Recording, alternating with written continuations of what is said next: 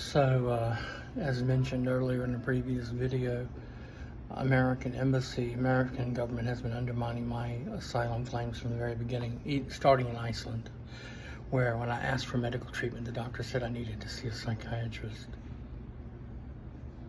You know, when I asked for medical treatment for my ears, oh, you need to see a psychiatrist. It intimidated me, scared me off the Icelandic doctor they assigned me to. Then I was just brutally tortured with directed energy, and they wouldn't give me my passport back. Finally, I just picked up the phone, yelled and screamed at them, give me my passport. Wasn't that nice, but what they did is the police took me from the asylum immigration home where I had been assigned to with the other asylum seekers, placed me in a jail cell for overnight. Then got on the plane, the Icelandic place, and escorted me back to New York. You see how they maintain jurisdiction while discrediting the victim, portraying the victim as crazy and delusional? That's how they do their victims. They're placing activists, dissidents, and whistleblowers into these programs, into these mind control programs. The Iranian ambassador in a 2020 interview for asylum in the Iranian embassy in Madrid, Spain, the assistant ambassador, and his staff member pointed at me at the second interview, and he said, does the American embassy know that you're here in the Iranian embassy applying for asylum, seeking asylum? Those were his exact words. I'm sure they recorded that conversation. And it was in the embassy. It wasn't like in the waiting area. It was inside the embassy. What he did is he tipped me off that the American government has been undermining my asylum claims, including the one to Iran that I was making in Madrid, including the one in Madrid, Spain. But starting from the very beginning in Iceland. I was in Germany seeking asylum. I was just seeking help wherever I could find it. I didn't get it anywhere in Europe because the Americans control the Europeans. But the police told me that Iceland had barred me from re-entry to their country.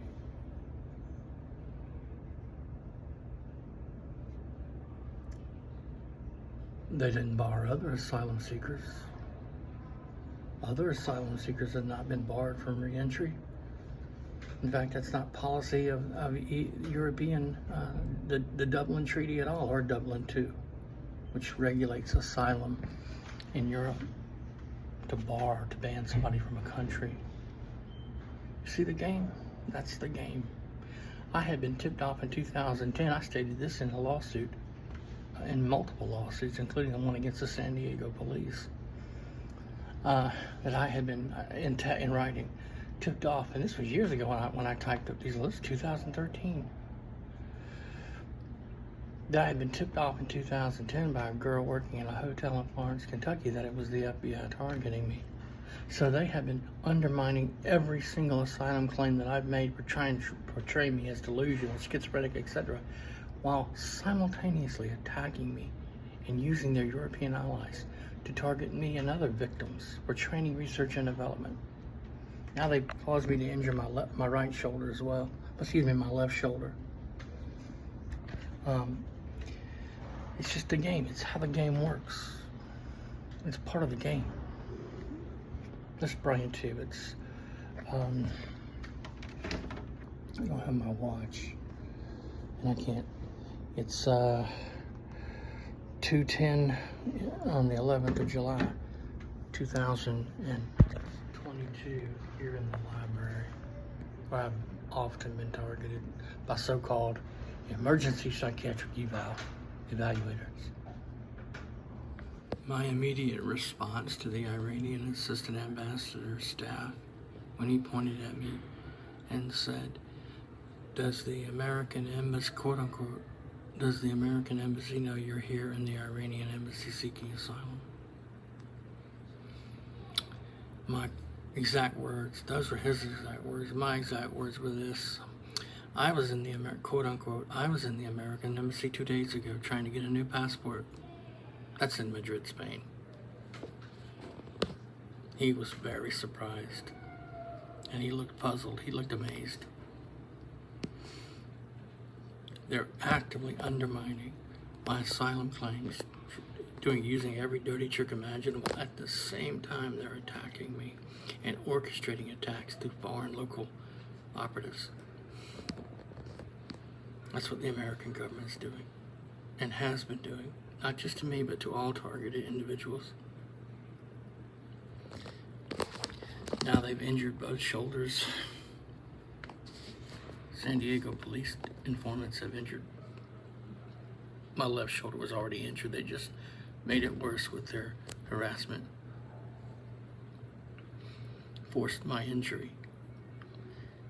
Even after I told them I was disabled, they still made me continually get up and down, up and down, up and down, up and down, up and down. They make you get up every other hour, every hour and a half. If you're disabled, doesn't matter. And I told these San Diego police informants, look, I'm disabled. If you don't like it, quote unquote, if you don't like it, you can leave. That's the Neil Goodday shelter. They're attacking me in the shelters, and they're manipulating my treatment in the shelters. And they've been doing it for years, even planting drugs on me. Even planting drugs on my property in the shelters.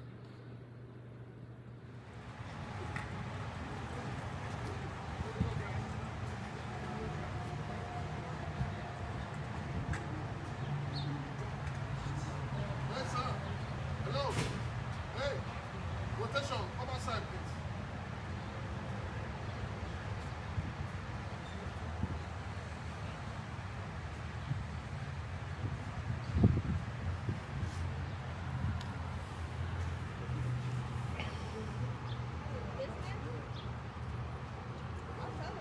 Hey, Yeah, you go outside. Go outside. sir, go outside. Rotation.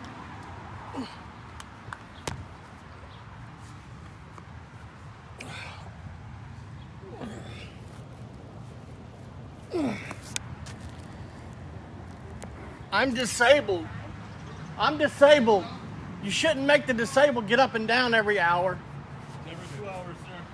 Policy.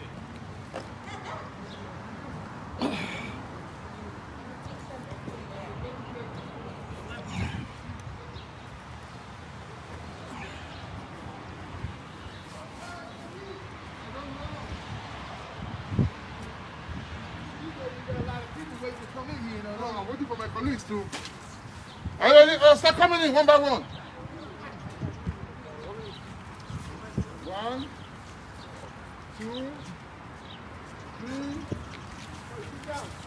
4, 5. Hey, number. 6. Hey, ID.